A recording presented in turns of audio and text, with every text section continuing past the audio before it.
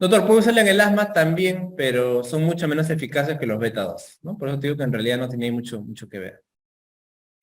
Por ahí, doctor, se ha visto, se presume que en ancianos con asma sí ayuda. Ah, pero eso debe ser por otra cosa. Quizás en ancianos, como dice ahí, ya hay un elemento fijo de la obstrucción de la vía respiratoria. Entonces, ya que el asma está tan avanzado, que ya hay un elemento también colinérgico, y por ahí se puede ayudar, pero en realidad no. Ahora, también es cierto que hay pacientes que son mezclas, ¿no? O sea, mezclas de asma y EPOC, ojo, también. Y ahí obviamente me va a ayudar más, ¿no? Eso es cierto. Anticolinérgicos nebulizadores son eficaces en el asma aguda grave, pero mucho menos que los beta 2. Ya, entonces con esto queda claro que en asma no pintan tanto los anticolinérgicos, ¿no? Mil veces voy a preferir un beta 2 agonista. En EPOC sí, los anticolinérgicos son eficaces o superiores a los, acá está mal, ¿no? Agonistas beta 2, ¿no? A los agonistas beta 2.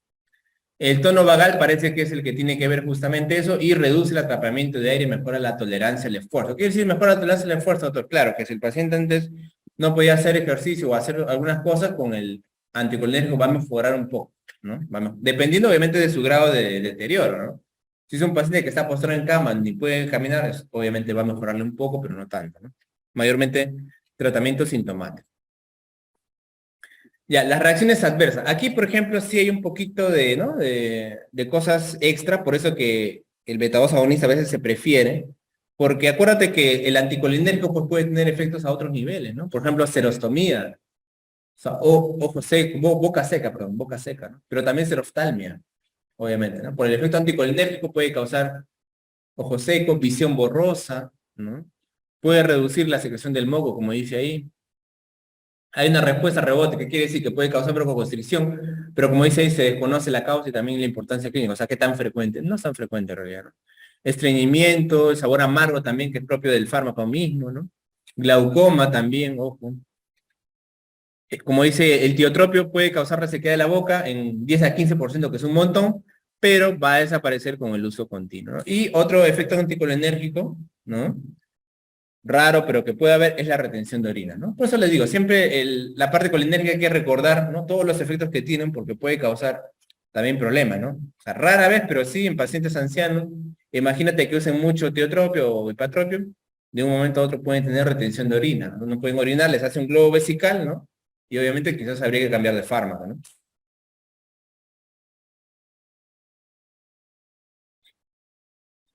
Aquí en realidad el efecto en el asma es, o sea, no se recomienda, ¿no?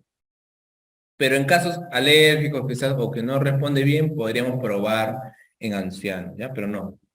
En cambio, en el EPOC, como les había mostrado acá sí, ¿no? Acá más. ¿Ya? Acá sí hay más evidencia de usar los LAMA, los ABA, ¿no?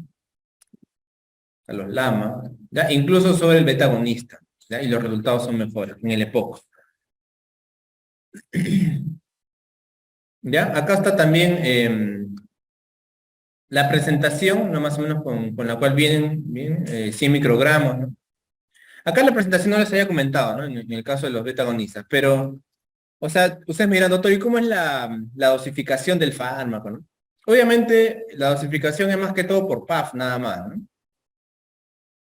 O sea, ¿qué quiere decir eso? Por ejemplo, acá 20 microgramos de bromuro en cada PAF, ¿no? Eso es lo que se supone, ¿no? Acá también, por ejemplo, ¿no? 322 microgramos de fármaco en cada PAF, ¿no? Obviamente no se puede medir absolutamente, ¿no? O sea, esto de acá, porque claro, el PAF contiene esa cantidad, pero no me puedo asegurar yo que esa cantidad exacta le vaya a llegar al paciente. Entonces, en realidad no manejamos con microgramos, ¿no? O sea, no le decimos, por ejemplo, a la enfermera ponle bromuro, 200 microgramos cada 8, no, solamente le ponemos PAF, ¿no? ¿No? Más o menos yo entiendo obviamente que el PAF va a tener esa cantidad de fármaco, ¿ya? Entonces, en realidad no hay mucha teoría, mucha ciencia, y no usamos la dosis del fármaco para equilibrar, simplemente ponemos PAF, ¿no? Y más o menos es lo que se recomienda. Mejor dicho, el fármaco está diseñado para que cada PAF tenga ¿no? la cantidad de fármaco que necesita, ¿ya? Todavía no tengo que hacer, y tampoco como ustedes comprenderán, no hay manera de poder disolver, ¿no? Media tabletita, ¿no? No se puede, porque es un PAF, ¿no? No hay manera de poder darle mitad, o sea, un PAF o dos. Lo que sí es más, esto más, evidente con los corticoides, ¿no? Bueno, voy a explicarles acá un poquito, aunque me voy a adelantar. En los corticoides, por ejemplo, ¿no? Acá sí, digamos, existe lo que es dosis baja, media y alta, ¿no?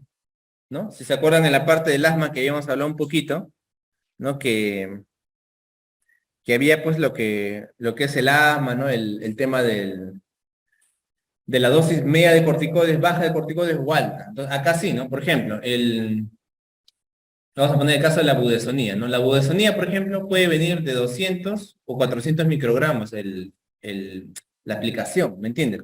O sea, ya viene uno, por ejemplo, que cada puff me da 200 u otro me viene que cada puff me da 400, o sea, puede variar. Y ahí, por ejemplo, hay una dosis baja y alta. Para los adultos, por ejemplo, dosis baja será de 200 a 400 y alta más de 800. Entonces, fácil, ¿no? Si yo quiero darle una dosis baja, ¿qué hago? Compro uno de 200 y le doy dos puffs, ¿no? Y si le doy dosis alta, le daría pues 4. O si quiero darle dosis alta de corticoides, pues mejor me compro uno de 400 y le doy dos puffs. ¿Me entiendes? O sea, la regulación de dosis baja o alta simplemente es con la cantidad de puffs y con la disponibilidad del fármaco que yo estoy comprando. ¿No? Entonces, si yo, por ejemplo, le pongo la indicación con un puff, ¿no? Cada 24 horas. Ah, pues dosis baja. Dosis alta, dos puffs cada 24 horas. ¿Ya? Entonces, con eso, más que ahí sí me sirve un poco conocer la dosis exacta, porque ahí sí me vale decir dosis baja, dosis alta. ¿Me entienden? ¿No? En cambio, el sabutamol, no, normal, tú vas con el puff nomás, ¿no?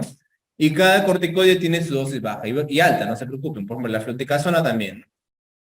Fluticasona de 100 a 250 baja, más de 500 es dosis alta. Igual, ¿no? Un puff será baja y dos puffs será dosis alta, ¿no? La mometasona, la beclometasona, cada uno tiene su dosis alta y baja. Eso hay que tenerlo ahí presente.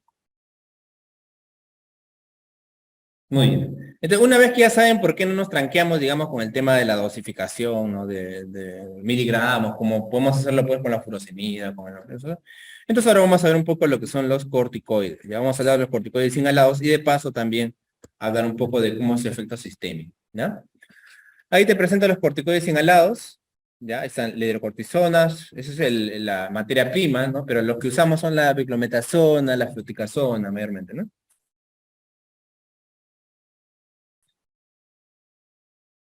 Doctor, ¿qué efecto tienen los corticoides? Muchos, en realidad tienen demasiados. Habríamos que hablar de un libro entero de corticoides, ¿ya? Algunos efectos más demostrados que otros, desde luego, ¿no? Fundamentalmente me interesa que recuerdes esto de aquí, ¿no? A nivel de la inflamación, que es por lo cual lo usamos en el asma, ¿no?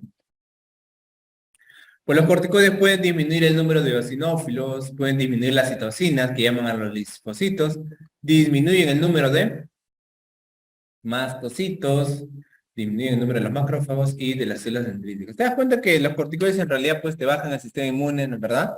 Obviamente eso es algo que yo espero en el asma, ¿verdad? Pero obviamente, sistémicamente me puede predisponer a las infecciones, ¿no? Obviamente. Entonces me conviene, por supuesto, que el efecto sea solamente local, pues, ¿no? A nivel de los bronquios. No me conviene que sea el efecto sistémico, por lo que ya saben. Ok, entonces, doctor, entonces sí me sirve usar corticoides inhalados. Sí, antiguamente quizás cuando no existían estos aparatitos, ¿no? Los pacientes tomaban pastillas, ¿no? Y obviamente con eso, ¿no? Incluso les digo algo peor todavía. Antes no existían el salbutamol y los, ¿no? Y el bromuro y patrón, los anticolinérgicos. ¿Cómo creen que pasaban esos pacientes?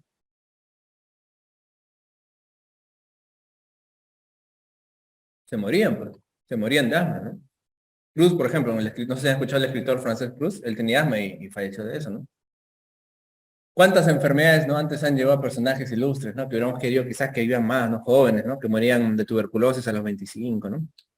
No existía antes entonces estos inhaladores, ni siquiera se había descubierto el salbutamol, ¿no? Entonces, ¿qué les daban? Les daban teofilina. Ahora vamos a ver un poco lo que es la teofilina, ¿no? Que tiene efectos adversos muy, muy fuertes, ¿no? No, por ejemplo, mi papá mismo, que tiene asma, él se trataba me contaba con teofilina, no existía en esa época, ¿no? Cuando se creó los betagonistas, realmente con hilador ha sido el santo remedio, ¿no? O sea, en el momento que se descubrió y que se usó, santo remedio, ¿no? Para los pacientes.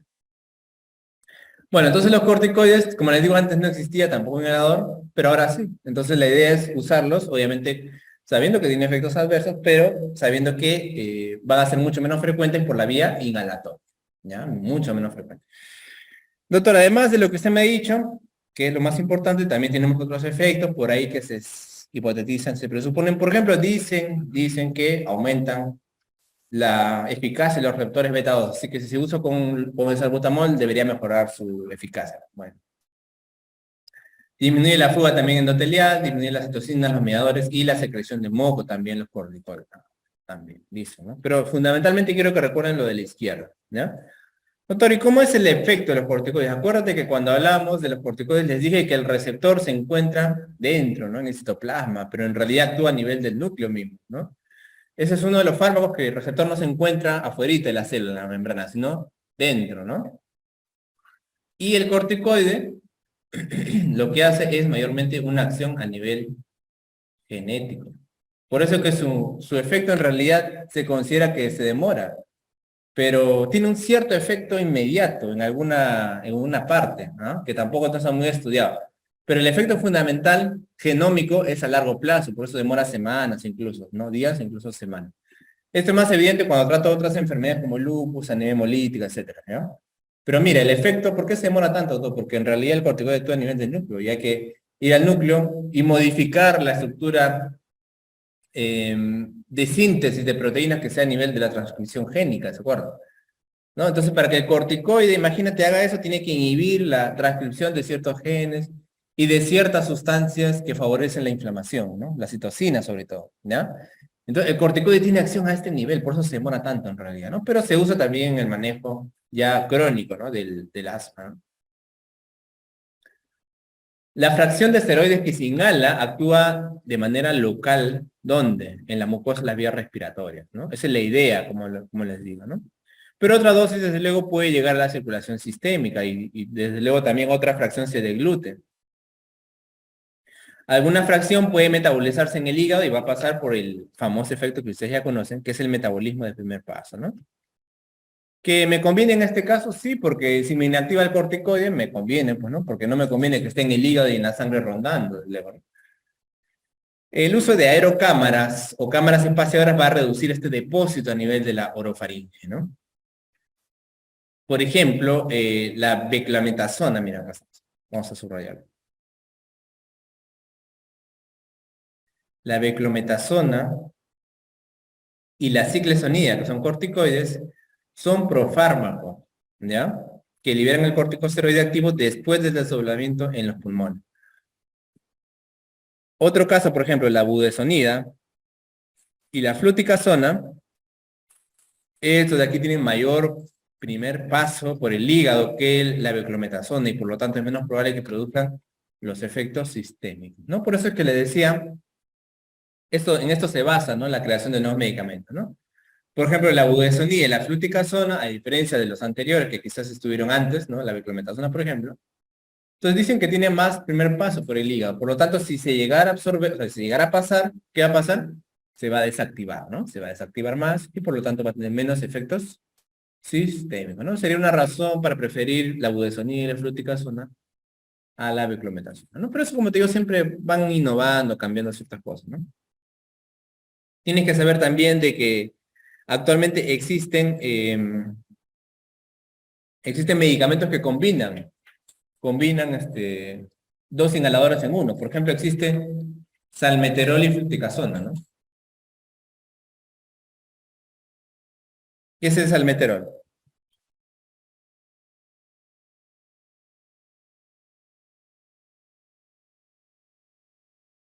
¿Qué es el salmeterol? Betagonista y la fluticasona un corticoide. Entonces te viene todo en uno solo. Ujú. Para que solamente inhales, ¿no? Ya. Y hay otras combinaciones, como indacaterol también, ¿no? Eso sí, ahorita son ya nombres comerciales. Doctor, en el asma, ¿qué hace el corticoide? Entonces, es primera línea. ¿Ya? O sea, la mayoría de preguntas que te hacen es, ¿no? Paciente con exacerbación de asma, ¿qué le doy? De urgencia le doy betagonista, pues, ¿no? Pero el tratamiento de primera línea para el control del asma en general, o sea, de que sí ataca la enfermedad, por decirlo de alguna u otra manera, es los corticoides, ¿ya? Claro, también es algo inespecífico, no inhibe, bueno, pero tampoco es curativo necesariamente, ¿no? Primera línea. ¿Qué más? Tengo que usarlo en todo paciente pues que ya tenga exacerbación, ¿no? O sea, si tiene un LAVA ya tengo que usarlo ya definitivamente, ¿no? Es eficaz tanto en leve, moderada, severa. Doctor, ¿es más eficaz en leve que en... No, es igual de eficaz en todo. En niños también y en adultos, sí. Por eso es el pilar angular del tratamiento, ¿ya?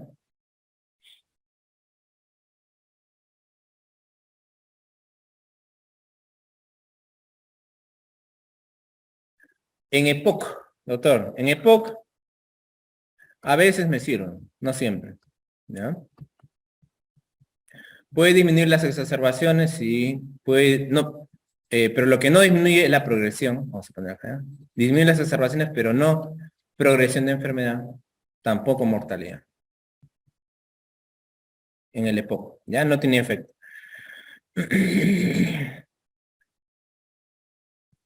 Tampoco genera un efecto antiinflamatorio importante, ¿no? En este caso. Pero lo puedo usar, por supuesto, ¿no? En casos ya extremos. Y a veces, como te digo, a veces a algunos pacientes les va bien. Ya, y ahora sí vamos a hablar del gran problema del corticoides, ¿no? Que no hemos tocado quizás la vez pasada, ahora vamos a hablar un poco más. Los efectos adversos, ¿no? Podríamos hablar incluso de cientos de efectos, ya, pero ya no nos alcanza el espacio ni la memoria tampoco. Pero acá tenemos los más importantes. Los locales son, obviamente estoy hablando de corticoides inhalados, ¿no? Los locales son los que se generan aquí, ¿no? Disfonía, ¿no? Voz ronca a veces, ¿no? Voz ronca. Candidiasis. Ya, eso a veces es frecuente, como te digo, depende de la forma en la cual la persona la administre, la pericia que tenga, ¿no? Candidiasis, ¿no? Crecimiento, tú hacer unas placas blanquecinas, pueden causar dolor, malestar, ¿no? Dolor sobre todo, ¿no? Y eso obviamente puede empeorar también, ¿no? Todos efectos secundarios locales, ¿ya? Candidiasis, cuidado. Y en pacientes obviamente inmunosuprimidos peor, todavía, ¿no? Y luego están los sistémicos, ¿no? Cuidado, insuficiencia y supresión suprarrenal. O sea, estos efectos sistémicos, como dice su nombre, vamos a encontrarlo mucho más en corticoides por vía oral o por vía endovenosa, obviamente, ¿ya? Obviamente. Los menciono aquí porque pudieran presentarse en la edad, pero es mucho menos frecuente, ¿ya? Mucho menos. Pero pudiera darse. En niños, cuidado, ¿no? Obviamente se disminuye el riesgo con los sprays, ¿ya? Mucho menos que con la vía endovenosa oral, ¿no? Pero sí en niños puede disminuir el crecimiento, cuidado. Ah, la equimosis no es algo frecuente, ¿no? Que el paciente tenga moretones, ¿no? Les voy a repetir, o sea, estos, tómenlo como que estos de acá, ¿ya? O sea, no...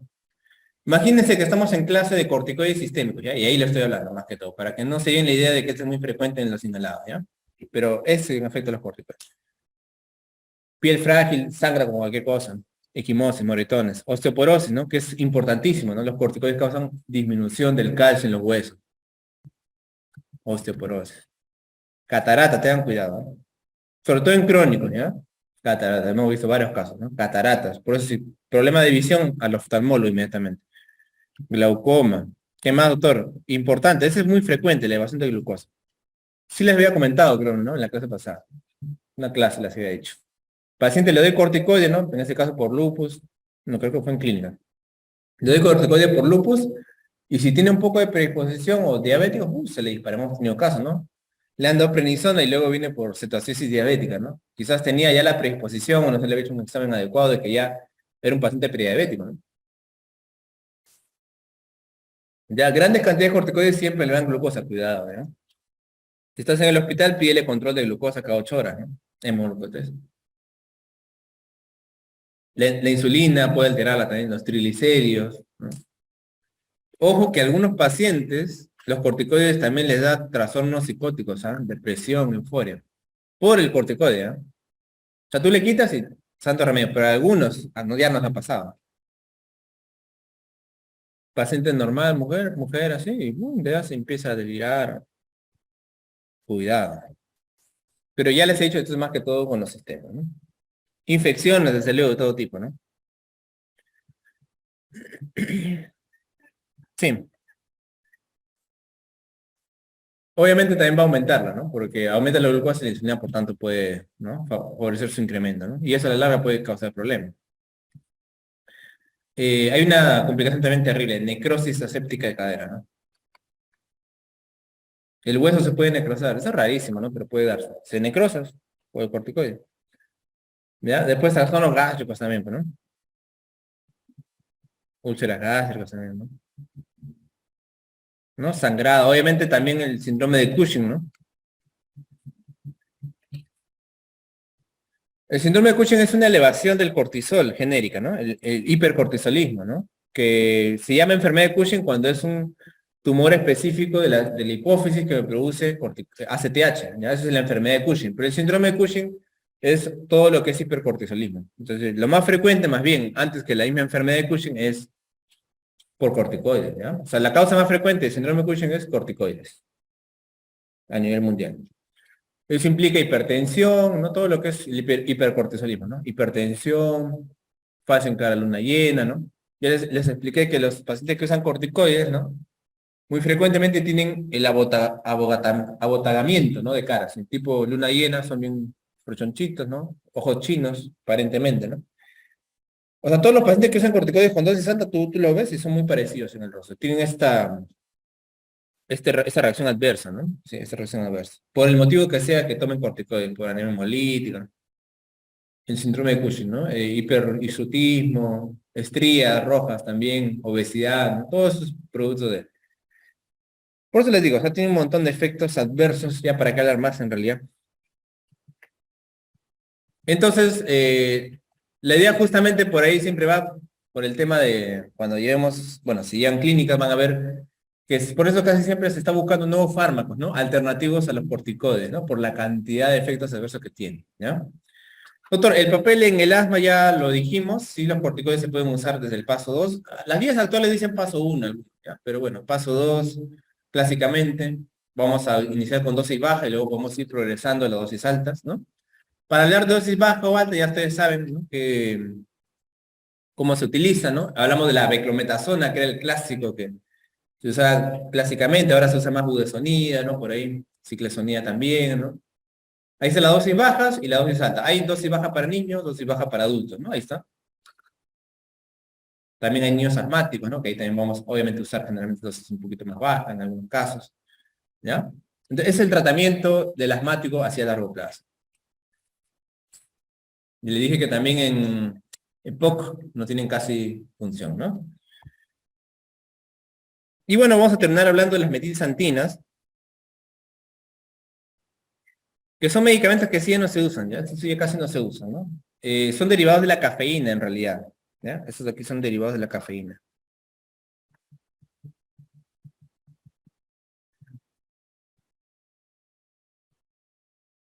A este grupo de las metilxantinas pertenece, por ejemplo, la teofilina, ¿no? Muy similar a la cafeína, a la teobromina. Son las xantinas comunes, ¿no?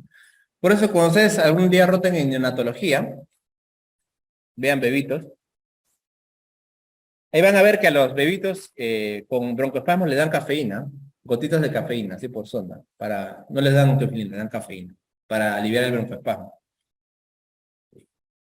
La emprofilina es más potente como broncodilatador y tiene probablemente menos efectos tóxicos, ¿no? ¿Por qué? Porque no antagoniza los receptores de adenosina, además de mecanismo que es el principal, el mecanismo principal es la inhibición de esta enzima, pregunta examen, fosfodiesterasa, ¿no? Ahí está su abreviatura, ¿no? PDE, inhibidor de la fosfodiesterasa, ¿no? ¿Se acuerdan que la fosfodiesterasa, por otro lado, también nos generaba la broncoconstricción, ¿no? Entonces, ese es un inhibidor de la fosfodiesterasa, ¿ya? La aminofilina es una sal de tipo etilendiamina que se utiliza para incrementar la solubilidad a pH neutro, ¿ya? La aminofilina, clásicamente, también es un derivado, ¿no? Primero se creó la teofilina, luego la aminofilina. Estos se consumen por pastillas, ¿ya? Como les digo, los pacientes asmáticos, antes que existan los betagonistas, que hacían? Tomaban su pastillita de teofilina, de aminofilina, ¿ya? Pero estos de aquí tienen, ahorita vamos a ver efectos adversos y sobre todo también interacciones muy importantes, ¿ya? ¿Qué hacen las metilxantinas? Inhiben no selectivamente la fosfodiesterasa. Ahora vamos a ver más adelante que hay medicamentos que inhiben selectivamente, estos son no selectivos. También antagonizan a los receptores de adenosina, algunos, ¿no? La mayoría, como les digo. Por otro lado, también, doctor, se ha visto que pueden tener una acción, y esto es algo más, ¿no? Aparte del efecto principal, a nivel de la expresión genética del NF-κB, que es una molécula muy importante en la inflamación. También se ha visto que puede favorecer la apoptosis de algunas células inflamatorias como neutrófilos y eosinófilos, ¿ya? Y también aumenta la liberación de interleuquina 10, que, ojo, es una interleuquina, a diferencia de todas las demás, antiinflamatoria, ¿ya? Además también, ¿no?, otros efectos por ahí que se están también hipotetizando: incremento de las catecolaminas, beta 2 agonista, inhibición de la entrada del calcio a las células, también un poquito podría, ¿no?, generar por ahí relajación del músculo, ¿ya? Ahí son los efectos que hemos hablado, ¿no? Por ahí se postula que puede tener ciertos efectos a nivel inflamatorio, ¿ya? Ojo, pero no es el más importante, mayormente lo uso por su efecto broncodilatador, ¿ya? Cuidado. Desde luego que estos fármacos son de todo punto de vista menos eficaces que los beta-agonistas, ¿ya? Por eso les digo que no suelen usarse.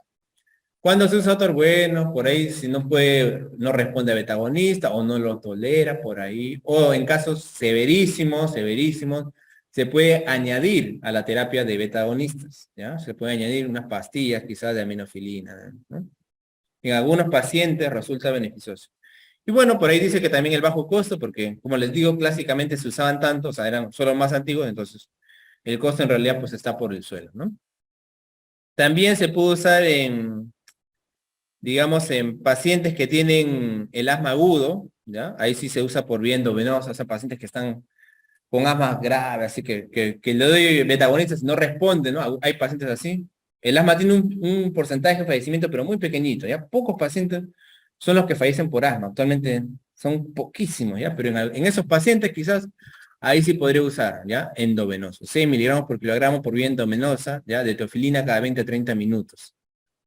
Las tabletas también, como les decía, ¿ya? Se pueden usar en la parte mayormente ambulatoria, pero son malos porque tienen muchas fluctuaciones, ¿ya? En general, por eso les digo, no se usan, ¿ya? No se usan. Y además de esas cosas, digamos, negativas, también tienen mucha interacción con otros fármacos, ¿ya? Incrementan su eliminación, por ejemplo, todos aquellos que son los inductores enzimáticos, ¿no? Todo lo que son inductores enzimáticos, anticonvulsivantes, que ya ustedes conocen, aumentan la eliminación. Tabaquismo también, ¿no? Incluso, ¿no?, carne, por ejemplo, o sea, muchas proteínas también aumentan la eliminación. Por eso es que tienen amplias fluctuaciones. ¿Cuáles son aquellos factores que disminuyen la eliminación de teofilina? Pacientes con hepatopatías, ¿no?, cirróticos, insuficiencia cardíaca, obviamente los inhibidores de la CYP, los fármacos, pacientes de edad avanzada que tengan infecciones concurrentes. Por eso les digo, tienen muchos factores en realidad que hacen de que este fármaco no sea pues actualmente ya muy preferido, ¿no? Y efectos secundarios, que acá vendría a ser la parte quizá más terrible, ¿no? Por la cual ya no se usa mucho. Arritmias cardíacas, que es el efecto más temible de las teofilinas. Ojo, ¿no? ¿Ya? La cafeína, por eso también tiene algo que ver, ¿no? Como es un derivado de cafeína, ustedes saben que cafeína en altísima dosis tiene un problema también cardíaco, ¿no? Arritmias cardíacas se presupone que es por la inhibición de la fosfodiesterasa 3 o por el antagonismo de los receptores de adenosina que les había hablado. Convulsiones, doctor, también, sí. Antagonismo de la adenosina, ¿no? Esos son los más severos. También la teofilina puede causar cefaleas, náuseas y vómitos, diuresis, muchas diuresis también, trastornos de la conducta. Pero sobre todo hay que tener cuidado con la parte arrítmica, ¿ya? Y de hecho la teofilina y la aminofilina es de uno de esos fármacos que se dosa. ¿Se acuerdan que les había hablado, no? De esos fármacos que se toma ¿no? Dosaje para ver que no estoy en el rango. ¿Por qué? Porque justamente les decía que estos son tan difíciles de manejar y tienen amplias fluctuaciones que es mejor dosar, ¿no? Comprenderán que por todo eso, por que el paciente tiene que dosarse de vez en cuando el nivel, obviamente es bastante en realidad pues difícil, ¿no? Bastante difícil.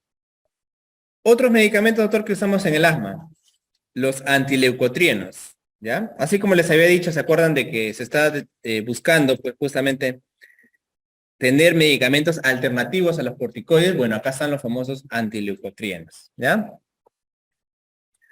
Estos de aquí tienen efectos, los antileucotrienos más bien de broncodilatación, obviamente, ¿no? Porque los leucotrienos tienen efectos de hiperreactividad, broncoconstricción, exudación y desde luego también inflamación eosinofílica. Entonces, estos antileucotrienos lo que van a hacer es evitar todos estos efectos, ¿ya?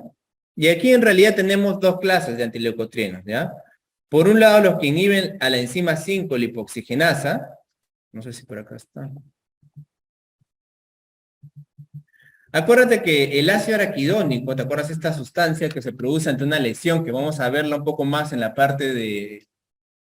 Todavía no hemos llegado a AINES, ¿no? Nos falta analgésicos, ¿no? Ya, ahí vamos a ver un poco más del ácido araquidónico. El ácido araquidónico, por un lado, tiene la acción de la ciclooxigenasa y por otro lado de la lipoxigenasa, ¿no? La ciclooxigenasa es la que tiene que ver con los AINES. La lipoxigenasa es la que tiene que ver con esos antileucotrienos, ¿ya? Entonces, el ácido araquidónico por una vía de la lipoxigenasa va a producir al final lo que son los leucotrienos, que son estos acá, ¿no? Leucotrieno C4, D4 y 4. Entonces, hay dos maneras de poder disminuir el efecto de esto. O bien inhiben a la 5-lipoxigenasa, que es la enzima, por ejemplo, el fármaco llamado Xileuto, o son antagonistas de los receptores de los leucotrienos, que son los que más usamos, ¿no? El Montelukast, por ejemplo, no sé si han escuchado por ahí. ¿Han escuchado? Zafirlukast y Pranlukast, ¿ya? Entonces, estos son los llamados antileucotrienos. Ahí está el mecanismo de acción. Doctor, me sirve sobre todo porque me ayuda a la respuesta inmune. Sobre todo porque me ayuda a la respuesta inmune y también me puede causar una cierta broncodilatación, ¿ya? Entonces, pueden antagonizar los receptores, como los de aquí, o pueden inhibir la enzima que va a transformar el ácido araquidónico a los leucotrienos. ¿Y los leucotrienos qué hacen? Ahí está, eosinófilo, composición, secreción de moco y exudación de plasma, ¿ya? ¿En qué caso lo uso, doctor? En pacientes con asma, sobre todo leve a moderada, ¿ya? Acá es donde más ha probado. Mejoría significativa y, desde luego, con reducción en el uso de agonistas beta-2 inhalados como tratamiento de rescate, ¿ya? Se ha visto que en el asma leve son menos eficaces que los corticoides, ojo, que los corticoides inhalados, ¿ya? O sea, de todas maneras, todavía no podemos decir que son mejores, ¿no? Si no, ya no se usaría corticoides y usaríamos solamente antileucotrieno, ¿ya? Tiene un efecto de broncodilatación y mejora la función pulmonar, ¿ya? Sobre todo, por eso está ahí las indicaciones, se deben usar en pacientes que no controlan asma con corticoides, ¿ya? También pueden prevenir el asma por ejercicio, en EPOC no me sirven, y se administra por vía oral, ojo, ¿eh? Se administra por vía oral, 5 miligramos en niños y 10 miligramos en adultos, ¿ya? O sea, este es un medicamento por vía oral. No sé si lo habrán escuchado por ahí, pero también estos medicamentos se usan en otros trastornos inmunes, ¿no? En otros trastornos inmunes. Por ejemplo, también vienen en aplicación tópica, ¿m? Para psoriasis, para enfermedad tópica, ¿ya?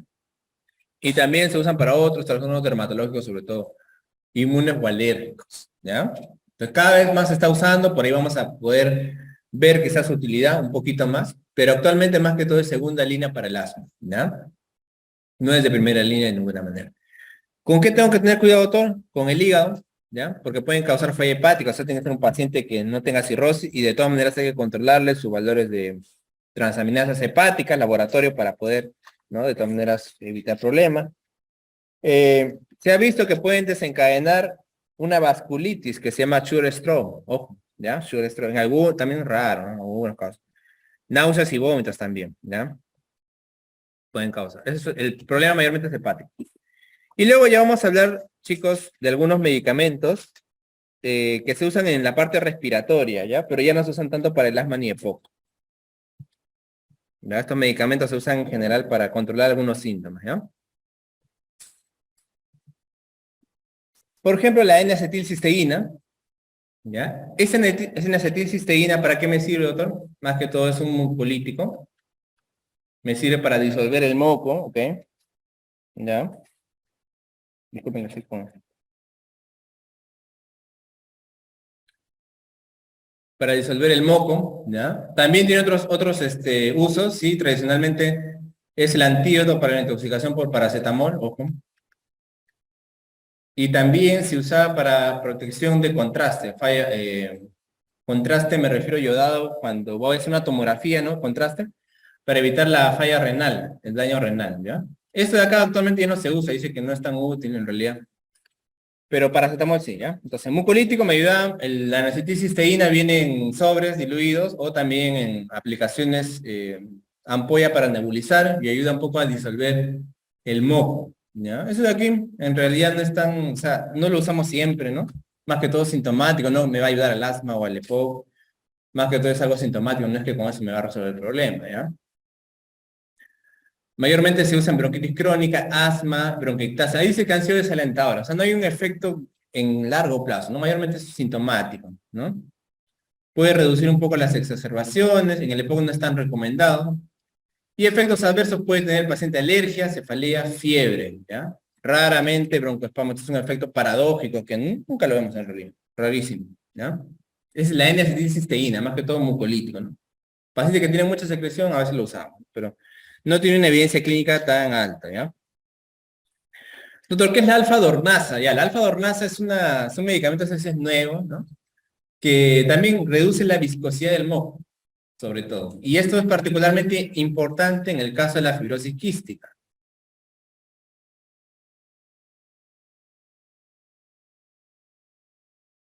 ¿Has escuchado de la fibrosis quística? ¿Sí? Hay una película, ¿no? Que habían pasado sobre eso, ¿no? ¿Cómo era? ¿Se acuerdan? ¿No? A 10 metros de ti, eso es eso, ¿no? Ya, entonces, en ese caso, pues justo usan el argumento de eso, ¿no? Que, lo, que yo me puedo contagiar, dicen, ¿no? Ya, la fibrosis quística pues es una enfermedad de, justamente que es un daño estructural al pulmón, ¿no? Y por eso que las personas tienen alto riesgo de contagio de infecciones, sobre todo pseudomonas, ¿no? Por eso había últimamente hacen películas de todas esas cosas, ¿no? Románticas. Entonces, estas personas tienen probabilidad de contagiarse, ¿no? De pseudomonas y muchas veces vienen al hospital por eso y pueden infectarse, infectarse. Obviamente en una de esas pueden fallecer, ¿no? Entonces, aquí en la fibrosis quística, por ahí sí es importante esta viscosidad del moco que favorece la infección. Entonces, por eso se le da alfa-dornasa, ya que es un medicamento que reduce la viscosidad. Por eso su uso exclusivo prácticamente es en fibrosis quística, ya no hay otra indicación. No se ha visto su eficacia en EPOC o en asma, ¿ya? Por si acaso. Dextrametorfano, ya les he dicho que este de aquí no se conoce bien exactamente cómo funciona y tampoco su actividad también. Se presupone que es un antagonista de los receptores NMDA, que es un neurotransmisor, ¿no? A nivel central del sistema nervioso, que podría disminuir la tos, ¿no? Porque para eso se usa, ¿verdad? Sin embargo, su eficacia es baja, ¿ya? O sea que en realidad no lo usamos mucho. La indicación, más que todo, es en tos crónica, ¿ya? Nosotros tenemos pacientes que tienen neumonías, asma, bronquitis y quieren que le demos dextromethorfano. Nosotros no lo damos, ¿no? No se da. Se da en pacientes quizás que tienen tos crónica, o sea que siempre van a tener, pero no en infecciones agudas, ¿no? Ya, o sea, si el paciente tiene una infección ahorita, está con tos, no se le da, o sea, no tiene sentido, ¿no? No va a mejorar, ¿no? Solo se usan pacientes con bronquitis crónica, así que tienen demasiado, y eso, ¿no? Eh, en dosis alta puede causar alucinaciones, y también, ojo, tiene un potencial de abuso, o sea que la persona puede acostumbrarse a usarlo, ¿no? También. Entre comillas, adictivo, ¿no? Por eso dice abuso, eso se llama abuso, ¿no? Ya, el dextromethorfano no lo usamos mucho en realidad. Más que todo usamos codeína. La codeína lo vamos a ver en opiáceos en la próxima clase, ¿ya? La codeína sí disminuye la tos y lo uso sobre todo en pacientes con hemoptisis que botan sangre. Entonces, ahí sí hay que pararle la tos porque, ¿no? Botan sangre, ¿ya? Pero el dextromethorfano viene en jarabe, como ustedes saben, ¿no? Jarabe.